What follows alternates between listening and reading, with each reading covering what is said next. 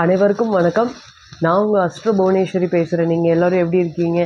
நம்ம இன்னைக்கு பார்க்க போகிறது கடக ராசி மற்றும் கடக லக்னம். ஓடி ஓடி உழைச்சி ஒரு பைசா கூட தனக்குன்னு சேர்த்து சேமிக்க வைக்காத ராசி, துளியுமே கெத்து, அது மாதிரி நான் தான் பெருசு அப்படின்னு பேசாத ராசி நம்ம கடக ராசி. எப்பொழுதுமே யாராக இருந்தாலும் ஓட விட்டு வேடிக்கை பார்த்து கடைசியில் அடிக்கக்கூடிய ராசி. ரொம்ப காம் டைப்பு, ரொம்ப சாஃப்ட் நேச்சர் கடகத்துக்கு. வாய் சாமர்த்தியத்தாலேயே வெற்றி.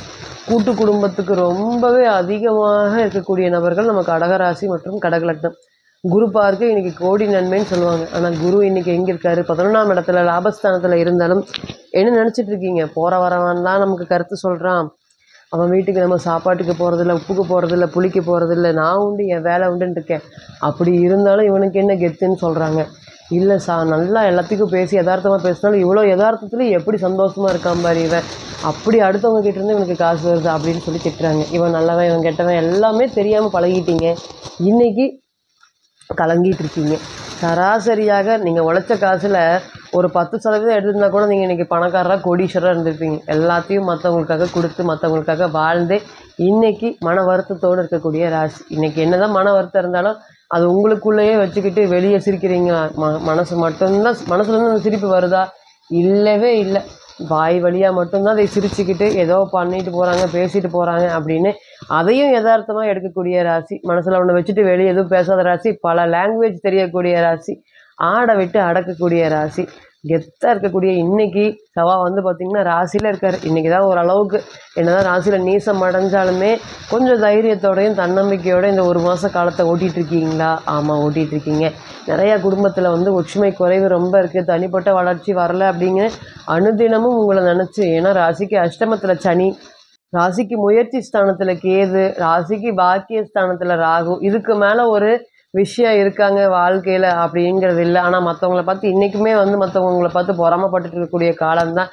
அடடா இவன் எப்படிடா இப்படி இருக்கிறான் அப்படின்னு உங்கள் மேலே 1000 கண்ணு பொறாமை நிறைய விஷயங்கள் இருக்குங்க. கடகத்தை பொறுத்தவரை 100 ரூபாய்க்கு ட்ரெஸ் போட்டாலும் ரொம்ப கெத்த தெரிவிங்க. ஆனால் வெளியே இருக்கிறவன் என்ன பேசுகிறான்? சம்பாதிக்கிற காசெல்லாம் இதுக்கே கொடுக்குற மாதிரி இருக்கிறான் பாரு இவன் அப்படின்னு வந்து வெளியே பேசுகிறாங்க. அது ஒரு பக்கம் பேசுகிறாங்க.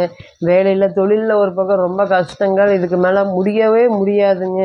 எங்கள் பிரச்சனைக்கு நாங்கள் மற்றவன் பிரச்சனைக்கு போகல, ஆனால் என் பிரச்சனையை அடுத்தவன் 1000 பேர் பேசு. பொதுவாக கடகத்தை பொறுத்தவரையும் யார் ஒருத்தர் தன்னுடைய குடும்பத்து விஷயத்தில் தலையிட்டாலும் பிடிக்கவே பிடிக்காது. பிறர் குடும்பத்தோடைய விஷயத்தை தனக்கு கேட்குறதுக்கும் பிடிக்காது. அவங்க பாட்டுக்கு இருக்கட்டும், அவங்க வேலையை பார்க்கட்டும் அப்படின்னு கடகம் தெளிவாக சொல்லும். ஏன்னா கடகத்துக்கு தெரியும் இந்த நிர்வாகத்திறன் ரொம்பவே அதிகம். நம்ம சொல்லலாம் சிம்மம்னு. ஆனால் சிம்மத்துக்கு இணையான கடக ராசி மற்றும் கடக லக்னத்தில் இந்த நிர்வாகத்திறன் ரொம்பவே அதிகமாக இருக்கும். இப்போ அதெல்லாமே கேட்காம நம்ம குடும்பத்தில் மற்றவங்களுடைய பேசக்கூடிய சூழ்நிலைகள், அவங்க பேசினா கூட பரவாயில்லைங்க, பிரச்சனையை இழுத்து விட்டு வேடிக்கை பார்த்தத காலங்கள் எல்லாம் தான். நீங்கள் பிரச்சனையை ஏற்படுத்திக்கிட்டதை விட அடுத்தவங்க உங்களுக்கு பிரச்சனைகளை ஏற்படுத்தினது தான் ரொம்ப அதிகம். நிறைய விஷயங்கள் என்ன சொன்னாலும் வாழ்க்கையில் வந்து வாழ்க்கை மோசமாக தான் போகுது. ஏங்க எங்களுக்கு இந்த மாதிரி ஒரு மோசமான சூழ்நிலைகள் ஏன்னு உங்கள் மனசுக்குள்ளார 1000 கேள்விகள் இருக்குது. நாங்கள் நல்லா தாங்க நினைக்கிறோம், நல்லா தான் பண்ணுறோம், மற்றவங்க மாதிரி செல்ஃபிஷாக இருக்கிறதில்ல. என்ன சம்பாதிக்கிறோமோ அது எல்லாத்துக்கும் சொல்கிறோம், எல்லாத்துக்கும் காமிச்சு கொடுக்குறோம். இது வழியாக தான் பணம் வருது.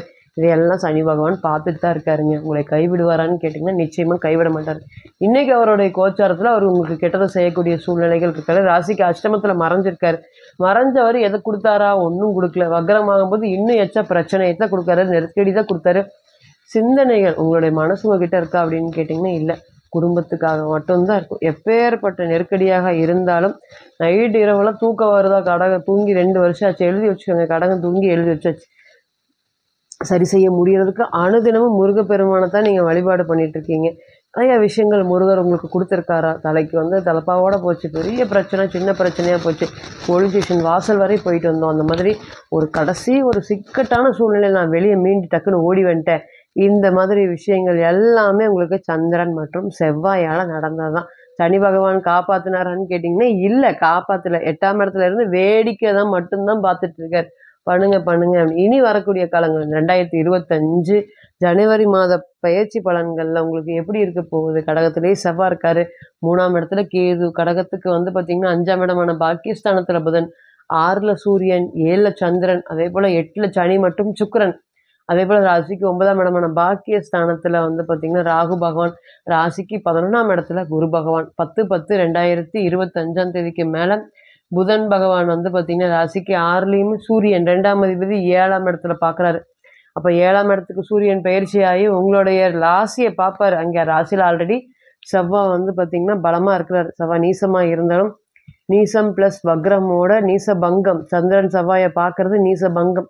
இப்போ 2025 பிறக்கும் போதே உங்களுக்கு ஒரு நல்ல ஒரு யோகமான இடத்துல இருக்குதா அப்படின்னு கேட்டிங்கன்னா இருக்குது. ஃபஸ்ட்டு சூரியன் ராசியை பார்க்குது, கெத்தாக இருப்பீங்க. ஒரு விஷயங்களும் பயந்து ஓடி ஒளிஞ்சிட்டு இருக்கக்கூடிய காலம் போய் இனி வரக்கூடிய காலங்கள் போங்க போங்க எல்லாம் நாம் பார்த்துக்குறோம் எங்களுக்கு தெரியும் அப்படின்னு அடுத்தவனை ஓடக்கூடிய காலம். இத்தனை நாளாக வந்து அவன் பேசுகிறத நம்ம கேட்டுட்டு இருந்தோங்க. இன்றைக்கி நம்ம பேசுகிறத அவன் கேட்பானா அப்படின்னு கேட்டிங்கன்னா கேட்கக்கூடிய ஒரு சூழ்நிலையில் கடவுள் உங்களுக்கு பிராப்தத்தை கொடுத்துருக்காரு. அப்போ இத்தனை நாளாக இருக்கக்கூடிய மன வலி வேதனைகள் இதெல்லாமே ஓடும். 2வது திருப்திகரமான வாழ்க்கையை நான் வாழலையே, எனக்கு ஏதாவது ஒரு வாழ்க்கையில் ஒரு மிஸ் ஆகிட்டே இருக்குது அப்படின்னு சொல்லக்கூடிய நபர்கள் அனைவருக்குமே நல்ல ஒரு வழி காமிக்க போகிறேன். எனக்கு ஆப்பர்ச்சுனிட்டிஸே கிடைக்கலைங்க, வாழ்க்கையில் முன்னேறதுக்கு உண்டான பாதை கிடைக்கவே இல்லை, சின்ன பாதை காமிச்சாலும் போது நான் வாழ்க்கையில் ஜெயிச்சிருவேன் அப்படின்னு சொல்லக்கூடிய நபர்கள் அனைவருக்குமே இந்த கோச்சாரம் உங்களுக்கு ஒரு நல்ல சப்போர்ட் பண்ணும். அடுத்தது சனீஸ்வர பகவான் ஏறுமுக சனியாக ராசிக்கு பாக்கியத்துக்கு போகிறார். இப்போ பாக்கியாதிபதினு சொல்லக்கூடிய குரு நல்லா பலமாக இருக்காரா? எஸ் இருக்கார். அப்போ சனீஸ்வர பகவான் தன்னுடைய வேலையை திறமையை செய்ய போகிறார். அப்போ 9ஆம் இடத்துக்கு போகிறனால நிர்வாகத்திறன், அப்பா சார்ந்த ஆதரவு, எதுவுமே பணம் இல்லை அப்பா அம்மாட்ட போய் கேட்டிருப்பீங்க, அவங்களும் சேர்ந்து கை விரிச்சிருப்பாங்க எங்கிட்ட பணம் இல்லை. ஆனால் ஆக்சுவலாக பணம் இருக்கான்னு கேட்டிங்கன்னா இருக்குது, கொடுக்காம வச்சுருக்காங்க. கொடுத்தா நீங்கள் அதையும் வந்து பார்த்திங்கன்னா ஃபினிஷ் பண்ணிடுவீங்க அப்படின்னு. ஆனால் நீங்கள் யார் இருக்குதாங்க இல்லைன்னு பார்த்தாம அள்ளி கொடுத்த காலம் போய் இன்றைக்கி நீங்கள் கையேந்த வேண்டிய காலங்கள் வந்துருச்சு பாருங்கள். இதெல்லாமே நடந்துகிட்ருக்கு. இன்றைக்கி வந்து பார்த்திங்கன்னா சனீஸ்வர பகவான் 9ஆம் இடத்துக்கு போகிறோம், இந்த அப்பா கிட்ட கேட்காத, நான் உனக்கு பணம் கொடுக்குறேன் அப்படின்னு உங்களுடைய அம்மாவுடைய ஆதரவு எப்பேற்பட்ட சூழ்நிலையில் இருந்தாலும் அதற்குண்டான சொல்யூஷன் நெருக்கடிங்கிறது இனி உங்களைய தாக்குமா அப்படின்னு கேட்டிங்கன்னா நிச்சயமாக தாக்காது. இனி எல்லாமே செயல்படுத்த முடியாது, இனி சரிப்பட்டு வராது அப்படின்னு சொல்லக்கூடிய அனைத்து விஷயங்களும் இனி நல்லது நடக்கக்கூடிய காலம் வருதா எல்லாத்தையும் மனசில் வச்சுக்கிட்டு சிங்கம் மாதிரி வாழ்ந்து நீங்கள் இன்றைக்கி பொட்டி பாம்பாக அடங்கியிருக்கக்கூடிய காலங்கள்லேருந்து விடுபட்டுட்டு தன்னம்பிக்கை, தைரியம், துணிச்சல், தெம்பு இதெல்லாமே அதிகரிக்கக்கூடிய காலங்கள். 2ஆம் அதிபதி ராசியை பார்க்குற நமக்கு என்ன, எவனோ என்னமோ பேசிட்டு போகிறான், நம்ம சம்பாதிக்கிறத நம்ம பார்த்துக்கலாம் அப்படிங்கிற எண்ணத்தை, தைரியத்தை, முதல் தைரியம் தாங்க. சந்திரன் வந்து பார்த்திங்கன்னா 2.5 நாளைக்கு ஒருக்கா ஒரு இடத்துக்கு பயணிப்பார். அதனால் நேரம் தவறாமல் பெர்ஃபெக்ஷனோட நீங்கள் வாழ்க்கையில் ஜெயிக்கணும் அப்படிங்கிற எண்ணத்தை கொண்டக்கூடிய அனைவர் கடக ராசிக்குமே நிச்சயமாக இந்த பொருளாதாரத்தில் ஒரு பெரிய ஏற்றத்தை கொடுக்கும். இதனால் இத்தனை நாளாக ஓடி ஒளிஞ்ச காலம் போய் இனி பக்குவப்பட்டுட்டீங்க. வாழ்க்கைங்கிறது இதுதான் பெரிய பாடத்தையும் உங்களுக்கு கற்றுக் கொடுத்துருக்கிறாரு. இனி நேரம் காலம் தவறாமல் உழைக்கிறதுக்கு உண்டான வேலையை அடுத்தவங்களுக்கு தொந்தரவு தராமல், இத்தனை நாளாக வந்து நீங்கள் தொந்தரவு தரதுனால அவங்க உங்களை தொந்தரவு தான் நினச்சிட்டு இருந்தாங்க. ஆனால் இனி வரக்கூடிய காலங்கள் இதில் இருந்தெல்லாம் மீண்டு வெளியே வந்து வாழ்க்கையில் ஒரு வெற்றி பெறக்கூடிய காலம். எந்த விஷயத்துலையுமே காம்ப்ரமைஸ் இல்லை. இத்தனை நாளாக காம்ப்ரமைஸில் தான் வாழ்க்கை ஓடிட்டு இருந்தது. இனி வரக்கூடிய காலங்களில் காம்ப்ரமைஸ் எல்லாம் வருமா அப்படின்னு கேட்டிங்கன்னா கண்டிப்பாக வராது. உங்களுக்கு பிடித்த மாதிரி நீங்கள் வாழக்கூடிய ஒரு காலம் வந்து விட்டது. அதே போல் வந்து பார்த்திங்கன்னா தொழிலெல்லாம் எங்கேயும் தொழில் ஆதார பள்ளத்தில் இருக்குதுங்க அப்படிங்கிற மாதிரி தொழில் வேலை சம்மந்தப்பட்ட விஷயங்கள்லாம் நல்லது நடந்ததான்னு கேட்டிங்கன்னா 2.5 வருஷமாக எதுவும் நடந்ததில்லை. ஒரு நாளும் ரொம்ப பயந்து தான் நாளை ஓட்டிகிட்டு இருக்கீங்க. ஏதோ 2 வருஷம் போகட்டும் 2 வருஷம் போகட்டும் அப்படிங்கிற மாதிரி கண்ணை மூடி ஓட்டலாம். இருந்தாலும் அந்த மனசில் ஒரு பயம், 2 வருஷமா அப்படிங்கிற ஒரு கேள்விகள் இருக்குது. ஏறக்குறைய நீங்கள் 95% கடலை தாண்டிட்டீங்க. சனீஸ்வர பகவான் 9ஆம் இடத்துக்கு பயிற்சி ஆகும்போது நிச்சயமாக சனி பகவான் குரு பகவானை பார்க்கறதுனால பொருளாதாரத்தில் ஒரு ஏற்றம், அதாவது ரொம்ப திருமணம் டிலே ஆகிட்டே இருக்குது அப்படின்னு சொல்லக்கூடிய நபர்கள் அனைவருக்குமே இந்த 7ஆம் அதிபதினு சொல்லக்கூடிய சனீஸ்வர பகவான் 9ஆம் இடத்துல இருக்கிறவங்களுக்குலாம் எழுதி வச்சுக்கோங்க, தயாராக வச்சுக்கோங்க. திருமண வாழ்க்கை வந்துருச்சா, நல்ல திறமையான நபர்கள் வருவாருக்கு. நீங்கள் விருப்பப்படக்கூடிய, நல்லா படிச்சிருக்கணும், அல்லது நல்ல வேலைக்கு போகணும், நல்ல ஃபேமிலி பேக்ரவுண்டாக இருக்கணும் அப்படின்னு தொடர்ந்து முயற்சி பண்ணி கிடைக்காத ஒரு சூழ்நிலை இருக்கக்கூடிய நபர்கள் அனைவருக்குமே இந்த டிரான்சிட் வந்து பார்த்திங்கன்னா உங்களுக்கு ஒரு முதல் தர யோகத்தை கொடுக்க போகுது. அப்போ திருமணம் சம்மந்தப்பட்ட விஷயங்கள்லாம் அந்த ஏப்ரல் மாதத்துக்கு மேலே நடக்கும், நீங்கள் எழுதி வச்சுக்கலாம். அதுக்கு உண்டான முயற்சிகள் எல்லாமே இப்போ ஆரம்பிக்கலாமா அப்படின்னு கேட்டிங்கன்னா நிச்சயமாக ஆரம்பிக்கலாம். இதனால் அலைஞ்சு திரிஞ்சு கிடைக்காத ஒன்றெல்லாம் இனிமேல் அசால்ட்டாக கிடைக்க போகுது. அதனால் இனி வரக்கூடிய காலங்கள் உங்களுக்கு முதல் தர யோகமாக இருக்குமே தவிர்த்து ஒருபோதும் உங்களையே வீழ்த்தி கீழே தள்ளாது. இப்போ நீங்கள் கேட்டுட்டு இருந்த அனைத்துமே கோச்சார பலன்கள் தான். கோள்களுடைய சாரம் அனுதினமும் மாறும். இன்றைக்கி ஒரு கிரகம் ஒரு நட்சத்திரத்தில் பயணிக்கும், அதே கிரகம் வேறு நட்சத்திரத்தில் நாளைக்கு பயணிக்கும். அப்போ பிறந்த கால ஜாதகம் அப்படிங்கிறது 100%, கோச்சாரம் அப்படிங்கிறது 40லிருந்து 60% மட்டுமே பொருந்தும். தனிப்பட்ட ஜாதகத்தை நீங்கள் எடுத்து தசாபுத்தி நடப்பாந்தரம் கணிக்கும் போது கிரகம் பெற்ற பலம் பலவீனம் அடிப்படையில் பலன்கள் கூடவோ குறையவோ செய்யும். அப்படிங்கிறதுல ஒருபோதும் மாற்றம் இல்லைங்க. தனிப்பட்ட ஜாதகத்தை நீங்கள் ஆலோசனை பண்ண விருப்பப்பட்டால் கீழே இருக்கக்கூடிய இந்த நம்பருக்கு கான்டாக்ட் பண்ணுங்கள். நான் வணங்கக்கூடிய நரசிம்மர் உங்கள் எல்லோருக்குமே நல்ல வளமான வாழ்க்கையை ஏற்படுத்தி தர நான் நிச்சயமாக பிரார்த்தனை பண்ணிக்கிறேன். மீண்டும் ஒரு பதிவில் உங்களெல்லாம் சந்திக்கும் வரை உங்களிடமிருந்து விடை பெறுவது உங்கள் அஸ்ட்ரோ புவனேஸ்வரி. நன்றி, வணக்கம்.